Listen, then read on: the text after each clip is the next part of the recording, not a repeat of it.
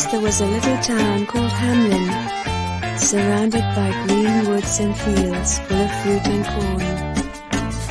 The people there were happy and quiet, and as good or as bad as any people anywhere.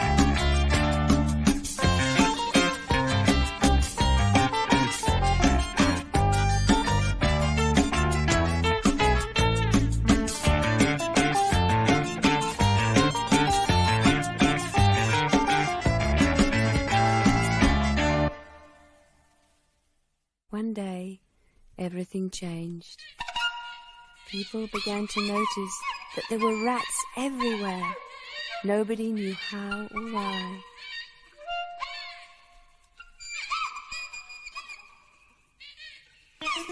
Rats!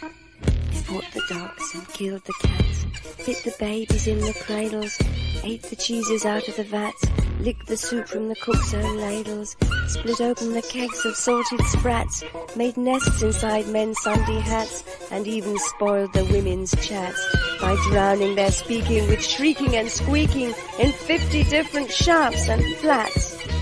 The town summoned the greatest rat catchers from all the towns around, but although they caught hundreds of rats, there were always more, squeaking and scuffling. As if they were bewitched. At last the people in a body to the town hall came flocking. "'Tis clear," cried they, "our mayors are noddy, and as for our corporation, shocking to think we buy gowns lined with ermine for dolts that can't or won't determine what's best to rid us of our vermin." The mayor and councillors felt insane. "It's easy to bid me rack my brain. I'm sure my poor head aches again. I scratched it so and all in vain. Oh, for a trap, a trap, a trap." Just as he said this, what should hap at the chamber door but a gentle tap? "Bless us," cried the mayor, "what's that? Only a scraping of shoes on the mat. Anything like the sound of a rat makes my heart go pitter-pat." "Come in," the mayor cried, looking bigger, and in did come the strangest figure. His queer long coat from heel to head was half of yellow and half of red. He himself was tall and thin, with sharp blue eyes, each like a pin, and light loose hair, yet swarthy skin. No tuft on cheek, nor beard on chin, but lips where smiles went out and in. He advanced to the council table and, "Please, your honours," said he, "I'm able by means of a secret charm to draw all creatures living beneath the sun, that creep or swim or fly or run after me so as you never saw. And I chiefly use my charm on creatures that do people harm, the mole and toad and newt and viper, and people call me the Pied Piper." And here they noticed round his neck a scarf of red and yellow stripe, to match with his coat of the self-same check, and at the scarf's end hung a pipe, and his fingers they noticed were ever straying, as if impatient to be playing. "If I can rid your town of rats, will you give me 1,000 guilders?" 150,000 was the exclamation of the astonished mayor and corporation.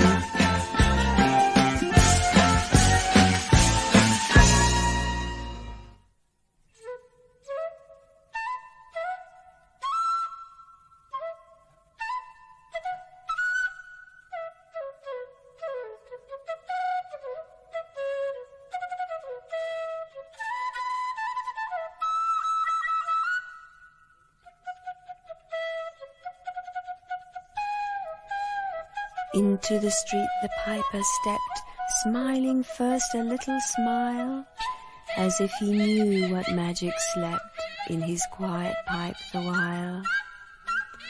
Then, like a musical adept, to blow the pipe his lips he wrinkled, and green and blue his sharp eyes twinkled, like a candle flame where salt is sprinkled.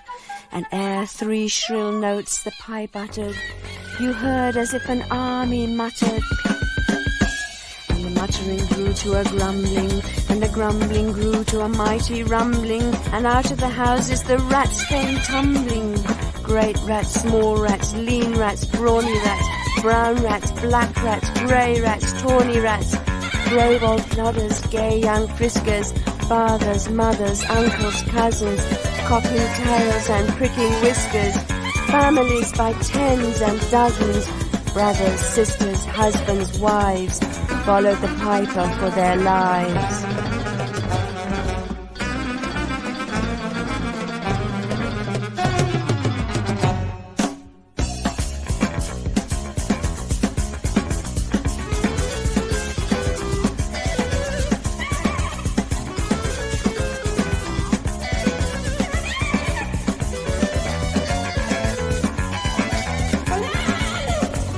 From street to street he piped, advancing, and step by step they followed, dancing, until they came to the river Weser, wherein all plunged and perished.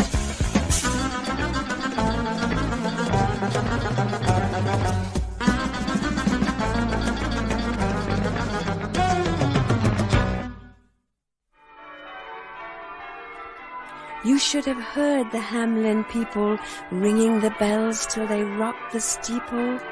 Go, cried the mayor, and get long poles, poke out the nests and block up the holes, consult with carpenters and builders, and leave in our town not even a trace of the rats, when suddenly up the face of the piper perked in the marketplace, with a first, if you please, my 1,000 guilders. 1,000 guilders, the mayor looked blue, so did the corporation too, to pay this sum to a wandering fellow with a gypsy coat of red and yellow. Beside, quoth the mayor with a knowing wink, our business was done at the river's brink. We saw with our eyes the vermin sink, and what's dead can't come to life, I think. So friend, we're not the folks to shrink from the duty of giving you something for drink, and a matter of money to put in your poke. But as for the guilders, what we spoke with them, as you very well know, was in joke.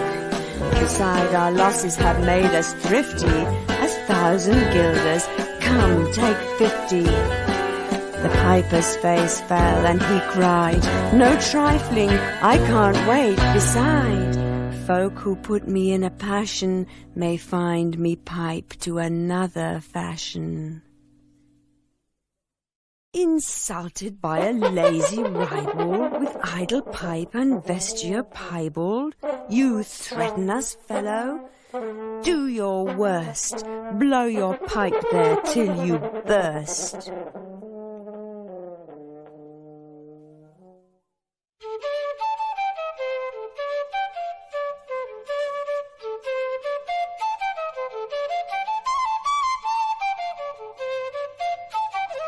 Piper drew himself up to his full height and gave the mayor a long, cold look from his strange green eyes.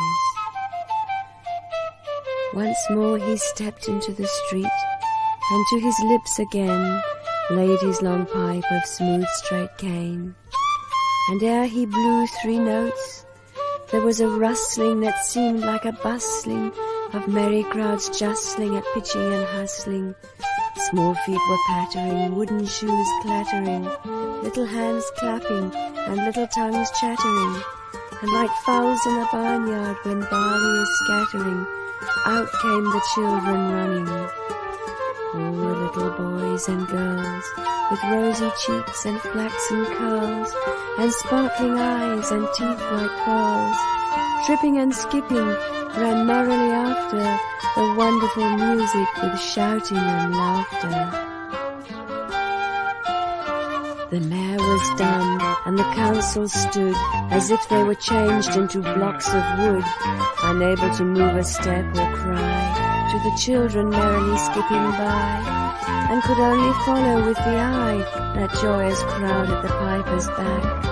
But how the mayor was on the rack, and the wretched council's bosoms beat, as the piper turned from the high street to where the Weser rolled its waters, right in the way of their sons and daughters. However, he turned from south to west, and to Koppelberg hill he slept at rest, and after him the children pressed. Great was the joy in every breast. He never can cross that mighty top. He's forced to let the piping drop, and we shall see our children stop. And now, as they reached the mountainside, a wondrous portal opened wide, as if a cavern was suddenly hollowed, and the piper advanced, and the children followed. And when all were into the very last, the door in the mountainside shut fast.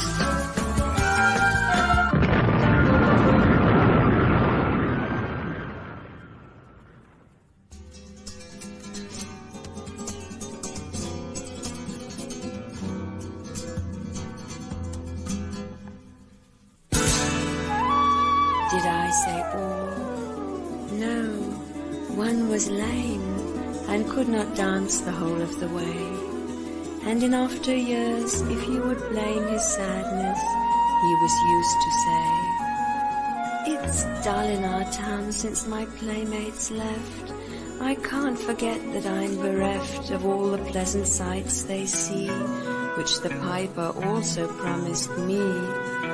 For he led us," he said, "to a joyous land, joining the town and just at hand, where waters gushed and fruit trees grew, and flowers put forth a fairer hue, and everything was strange and new.